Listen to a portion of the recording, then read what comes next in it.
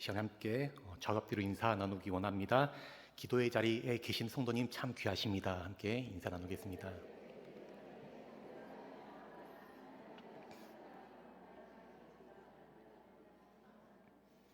네, 금요일 저녁에 기도의 자리에 나오신 우리 성도님들 한 분 한 분 하나님이 귀히 여기시고 또 큰 은혜 주시기를 간절히 소망합니다.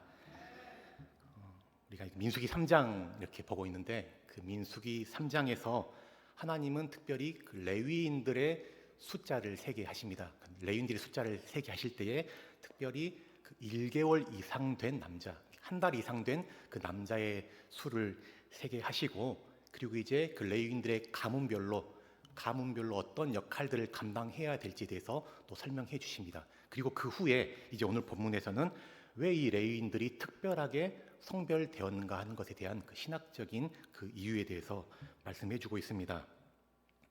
레위인들은 이스라엘의 모든 장자들을 대표하는 그런 특별한 지파들입니다.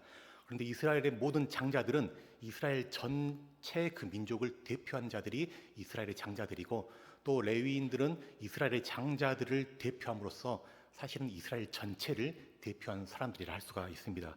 그런 이유로 이 레위인들은 이스라엘 전체를 대표하기 때문에 그 이스라엘 12지파의 그 수에서는 빠지고, 레위인들이 빠진 그 자리에 요셉의 두 아들인 에브라임과 므낫세 지파가 그 자리를 이제 대신 채우게 되는 것을 우리가 알 수가 있습니다. 그런데 우리가 이 성경을 읽으면서, 또 특별히 구약 성경을 읽으면서 우리가 기억해야 될 것이, 오늘 우리가 사는 이 시대는 구약 시대가 아니고 신약 시대라는 그 사실을 우리가 잘 기억할 필요가 있습니다. 그래서 우리가 구약을 읽을 때 이 말씀을 우리 삶 가운데 적용하게 될 때에 구약 말씀을 있는 그대로 문자적으로 적용해서는 안 되고, 이 말씀을 신약적으로 재해석해서 새롭게 적용할 때에 우리가 이 말씀을 바르게 또 적용할 수가 있는 것이죠. 제가 그 말씀을 준비하면서 이제 여러 책들을 보게 되는데 이런 적용이 있더라고요. 오늘날 레위인들이 누구인가? 오늘날 레위인들은 목회자다. 목회자는 특별하게 성별되어 부름받은 사람들이다. 오늘날 하나님께서는 목회자를 통해서 예배를 섬기게 하시고 또 목회자를 통해서 말씀하신다. 그러니 이 목회자의 말씀에 순종하는 것이 곧 하나님께 순종하는 것이다 라고 그렇게 해설해 놓았더라고요.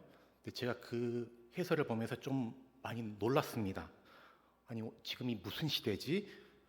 물론 하나님이 목회자를 하나님의 일을 위해서 부르신 것 분명히 맞는 말이지만, 하나님이 이 목회자만 부르신 것인가? 이미 우리는 이 종교 개혁을 통해서 만인 제사장이라고 하는 그 귀한 진리를 우리가 회복하게 되었습니다. 또 특별히 종교개혁자 루터라든지 깔뱅이라는 이 종교개혁자들은 만인 이 소명설, 이것을 주창했던 것이죠. 그런데 오늘날 어떻게 목회자가 레위인이고 하나님 목회자를 통해서 말씀하시니 목회자의 말을 듣는 것이 하나님의 말씀을 듣는 것이다라고 이렇게 적용할 수 있을까? 좀 제 안에 동의할 수 없는 그런 마음들이 들었습니다. 목회자를 오늘날 제사장 혹은 레위인이라고 적용하든지, 아니면 이 건물, 이 교회, 이것을 성전이라고 적용하는 것, 이것은 이 시대착오적인 것이고 구약을 문자 그대로 적용하는 그런 것이라 할 수가 있습니다. 구약의 모든 제도들, 이것은 예수 그리스도 이전에 일시적으로 유효한 그러한 그림자 역할을 하는 것이라 할 수가 있습니다. 오늘날은 예수 그리스도를 통해서 모든 구약이 성취되고 완성되었습니다. 그래서 우리는 이 구약에 있는 모든 어떤 율법, 규례, 제도, 제사, 이 모든 것들이 예수 그리스도를 통해서 성취되었기 때문에 우리는 이 구약의 말씀들을 예수 그리스도 안에서 그것을 적용하고 해석해야 올바로 우리가 해석할 수가 있는 것이죠. 요한복음 5장 39절에서 예수님께서는 유대인들에게 이런 말씀을 하시는데요. 우리 말씀을 같이 한번 읽어보겠습니다. 너희가 성경에서 영생을 얻는 줄 생각하고 성경을 연구하거니와 이 성경이 곧 내게 대하여 증언하는 것이니라. 아멘. 예수님 당시에는 아직 신약 성경이 없었기 때문에 여기서 말하는 성경은 바로 이 구약을 가리킵니다.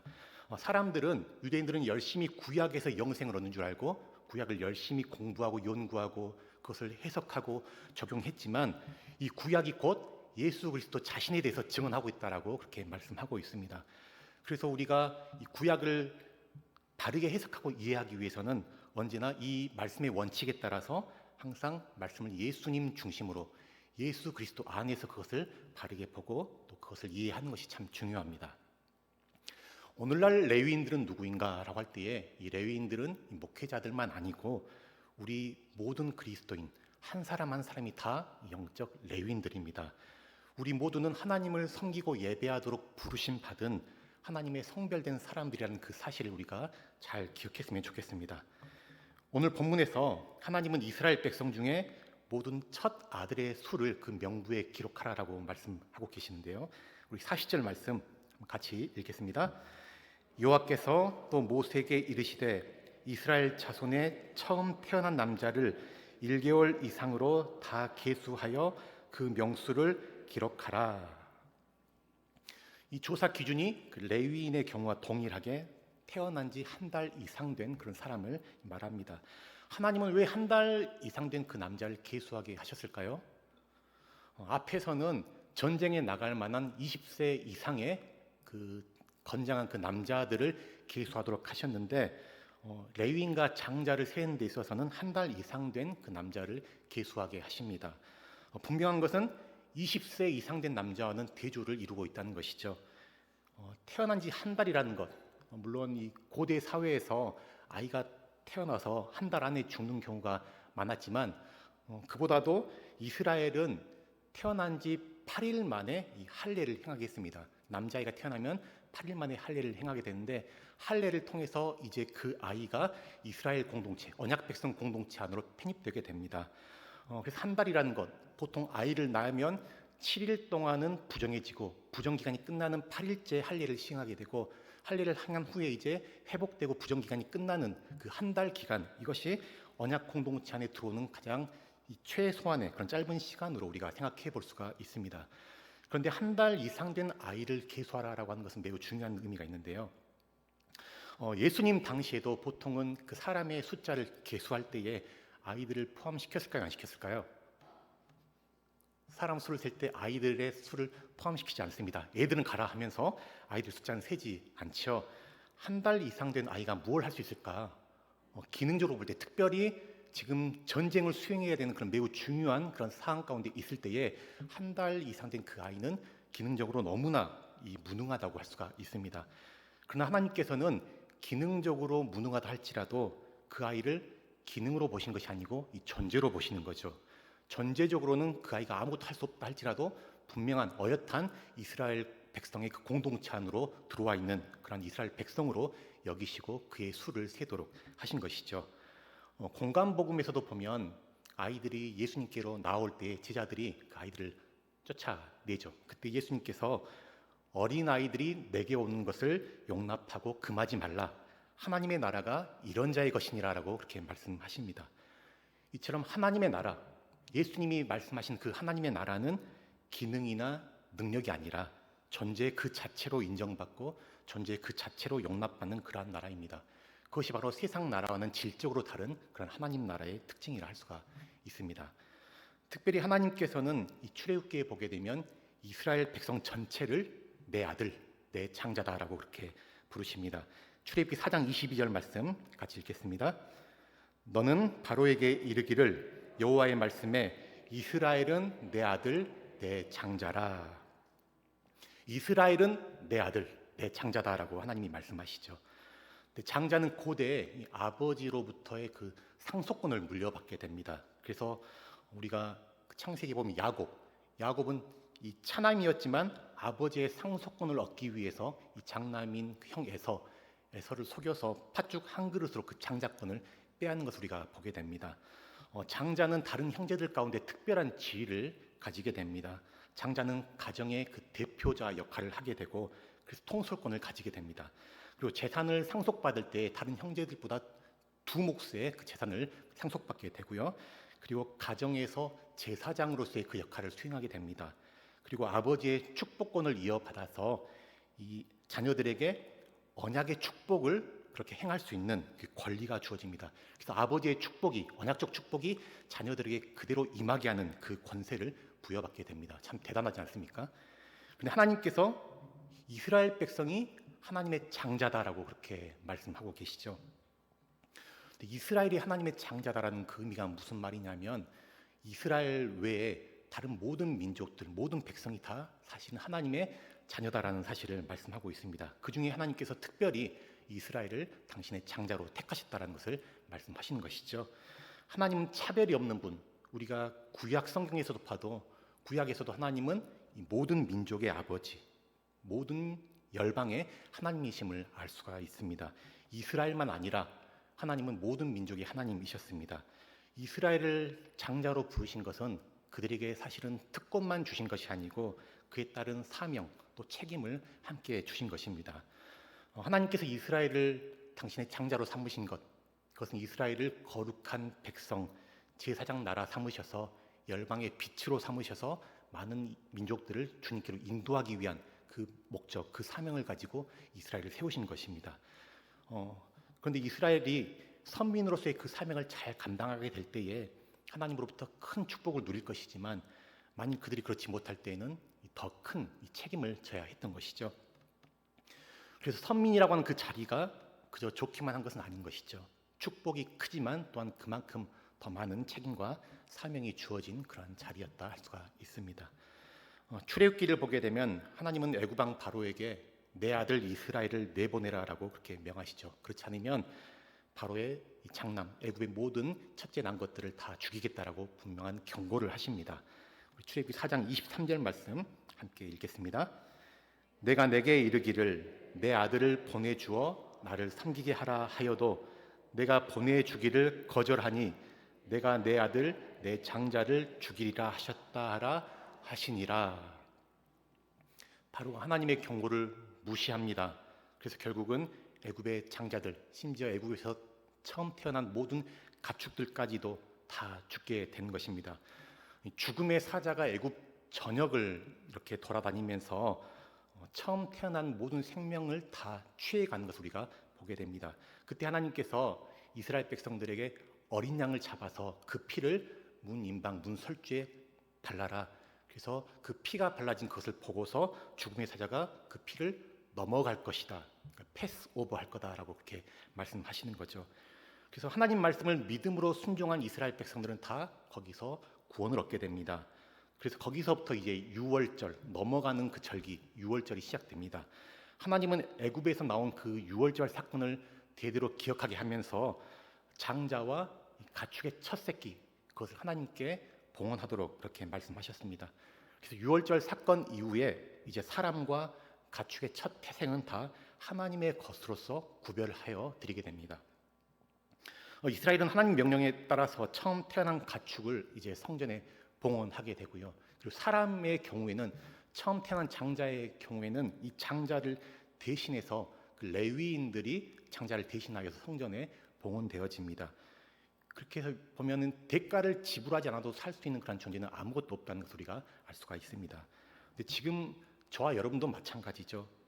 죄와 또 이 저주, 사망의 노예가 되어서 살 수 있는 사람은 아무도 없는 다 멸망받을 그런 인생들이었는데 유월절 어린 양 대신 예수 그리스도께서 그분의 보혈을 통해서 우리를 새롭게 살게 하셨습니다. 그래서 우리 모두는 다시 생명을 얻은 사람들, 거듭난 그런 사람이라 우리가 고백한 것입니다. 우리는 예수님의 대속의 피로 살게 된 사람들이기 때문에 이제 우리를 살리신 그 하나님의 것이 되었습니다. 하나님의 소유가 된 것이죠. 이제 우리 모두는 영적인 레위인으로서 우리의 소유가 내 것이 아니고 하나님의 것, 우리의 생명의 소유권이 하나님에 있다라는 것을 우리가 알게 됩니다. 근데 여러분 어떠신가요? 내 자신이 예수님의 피값으로 대속받아서 살게 된 사람이라는 사실을 우리가 기억하면서 내 모든 소유권이 하나님께 있다는 사실을 우리가 날마다 인정하면서 내 삶의 권리를 하나님께 양도해드리며 그렇게 살아가십니까? 우리 성도님들 가운데서는 정말 자신의 삶 구석구석 가운데에서 정말 몸부림치고 고민하면서 어떻게 하나님께 순종할 것인가 묻고 또 묻고 열심히 또 실천하고 순종하신 성도님들이 참 많은 것을 알고 있습니다. 근데 제 자신을 돌아보게 될 때에 내가 하나님의 것이다, 하나님의 소유다라는 그 사실을 교리적으로는 잘 알고 있고 또 지식적으로는 알고 있지만 실제 내 삶의 모든 소유권과 주권을 정말 하나님께 내어드리지 못할 때가 참 많고요. 여전히 내가 내 소유권을 주장하고 내 권리를 주장하고 내 삶의 주인 되어 있을 때가 참 많음을 보게 됩니다. 내 안에서 하나님의 자리, 하나님이 일하실 그 하나님의 공간을 내어드리지 못하고 나로 꽉 차 있는 그런 모습을 볼 때가 참 많습니다. 오늘 말씀에서 하나님께서는 너는 내 것이다 라고 그렇게 말씀하시죠. 우리가 하나님의 것이다 라고 말할 때 그것은 어떤 우리의 권리나 자유를 다 박탈하는 것이 아닙니다. 우리의 가장 위대한 권리가 무엇인지를 오히려 더 확인시켜 주시고 드러내는 것이라 할 수가 있습니다. 그것은 바로 우리가 더 이상 종이 아니고 하나님의 자녀, 하나님의 권속, 하나님의 백성 됐다는 그 사실을 우리에게 알려주시는 겁니다. 너는 내 소유다라고 하는 그 말은 최고의 이 권력자가 불쌍한 이 노예 죄수에게 이제 내가 너를 책임질 테니까 너는 딱 내게만 붙어 있으라라고 말하는 것과 같습니다. 그러므로 하나님께서 우리에게 너는 내 것이다, 너는 내 소유다라고 하는 이 말, 이 고백, 이것은 정말 엄청난 은혜의 고백인 것이죠. 우리가 이 은혜를 정말 실제로 우리가 믿고 누리고 살아간다면 우리 삶에는 사실 엄청난 감격과 감사와 또 행복이 충만할 것입니다. 우리 한번 옆에 계신 분들과 진심으로 한번 축복하면서 이렇게 고백했으면 좋겠습니다. 당신은 하나님의 것입니다. 당신은 하나님의 소유입니다. 하나님의 것, 하나님의 소유된 그 축복을 정말 우리가 풍성히 누리는 저희 여러분 모두가 되시길 간절히 축복합니다. 하나님께서는 이제 모세와 아론에게 명령하여서 1개월 이상 된 레위인의 수를 세게 하셨는데 그 수가 모두 22,000명이라 말씀합니다. 22,000명. 우리 민수기 3장 39절 같이 읽어보겠습니다. 모세와 아론이 여호와의 명령을 따라 레위인을 각 종족대로 계수한즉 1개월 이상 된 남자는 모두 22,000명이었더라. 오늘 본문에서 레위인의 수가 22,000명인데 이스라엘 장자의 총수를 세어보니까 몇 명이에요? 민수기 3장 43절 함께 보겠습니다.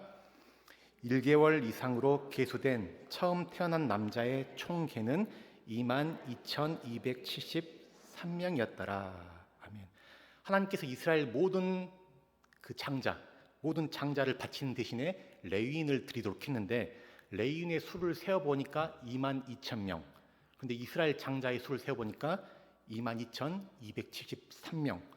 그러니까 레위인이 대신할 수 없는 이 숫자가 273명이 더 있는 것이죠. 22,000명이나 22,273명이나 10,000명 단위니까 273명 정도는 그냥 우리가 적당히 퉁쳐서 넘길 수도 있을 것 같은데 하나님은 그렇지 않으세요. 하나님은 남은 273명, 한 명 한 명까지, 마지막 한 사람까지 그는 내 것이다, 내 소유다라고 말씀하시면서 그 사람들을 대체할 그 방법을 말씀해 주십니다. 하나님은 남은 273명에 대해서는 돈으로 속전하라라고 이렇게 말씀하시는데요. 한 사람당 5세겔씩 해서 모두 1365세겔을 여호와께 드리게 합니다. 당시에 5세겔이라고 하면 고대 근동에서 노예 한 명의 그 몸값에 해당하는 그러한 이 가격이라고 할 수가 있습니다. 또 노동자의 6개월치의 월급에 해당되는 매우 큰 그런 금액이라 할 수가 있는 것이죠. 이것을 통해서 하나님께서 이스라엘을 구속하신 그 구속의 사건, 대속의 사건이 얼마나 큰 대가를 지불한 것이었는가를 또한 우리에게 보여주고 계십니다. 예수님은 우리 죄를 대신 지시기 위해서 오신 하나님의 어린 양으로 이렇게 죽으셨습니다. 또 우리를 대신하시는 그 레위인으로 제사장으로 오셨습니다. 그분은 우리를 살리기 위해서 생명의 속전을 치르신 분이십니다. 저와 여러분은 우리 스스로는 구원받을 수 있는 길이 없지만 예수님의 그 은혜로, 전적인 주님의 그 은혜로서 우리는 구원받은 사람들입니다. 그래서 우리가 받은 구원은 절대 값싼 구원이 아닌 것입니다. 하나님의 아들의 그 핏값이라고 하는, 하나님의 아들의 생명을 대신 속전으로 내어줄 만큼 엄청난 대가를 치르고 얻은 구원이 바로 우리가 받은 그 구원입니다. 그 어떤 것으로도 대신할 수 없고 대체할 수 없는 그러한 큰 놀라운 구원인 것입니다. 어제 뉴스를 보니까 그 결혼을 1년 앞둔 그 20대 어린이집 교사가 의식을 잃고 쓰러졌는데 그 자신의 그 장기를 기증해서 5명의 생명을 살렸다는 그 참 안타깝으면서도 또 그 아름다운 그 기사를 보게 되었습니다. 병으로 죽어가는 소망이 없는 그 사람들에게 누군가 장기를 기증해줘서 그가 다시 새 생명을 얻게 되고 거듭나 살게 되었다고 한다면 그 당사자는 평생 그 은혜를 잊지 않고 감사하면서 보답하며 살 것입니다. 하물며 영원히 멸망당하고 죽을 수밖에 없는 우리를 하나님의 아들 예수 그리스도께서 대신 속전을 치르심으로 우리를 살리셨다는 그 사실, 우리가 이걸 정말 믿고 그 은혜의 크기를 안다고 한다면 우리가 어찌 주님께 감사하지 않을 수 있고, 어찌 그분을 사랑하지 않을 수 있고, 어떻게 내 소유권을 그분께 다 내어드리지 않을 수 있겠습니까? 디모데후서 3장에 보게 되면 이 말세의 사람들이 이 자기를 사랑하며 돈을 사랑하며 교만하며 감사하지 아니하며 무정하며 쾌락 사랑하기를 하나님 사랑하는 것보다 더한다라고 그렇게 말씀합니다. 경건의 모양은 있으나 경건의 능력은 부인한다라고 그렇게 말씀하고 있습니다. 세상은 그렇습니다. 세상이 흘러가는 그 행태들을 보게 되면 세상은 철저히 돈을 사랑합니다. 특별히 이 자본주의 시스템 속에서 사람들은 돈을 숭배하는 그 배금주의에 사로잡혀서 살아갑니다. 돈을 우상으로 섬기면서 그렇게 살아가고 있는 것이죠. 사람을 존재가 아니고 존재 그 자체로서가 아니라 기능으로 또 능력으로 평가하는 이 능력주의적인 세계관으로 사람을 대하는 것입니다. 이것은 세상이 얼마나 하나님 나라의 그 가치관과 질적으로 다르다는 것을 우리에게 또한 보여주고 있는 것이죠.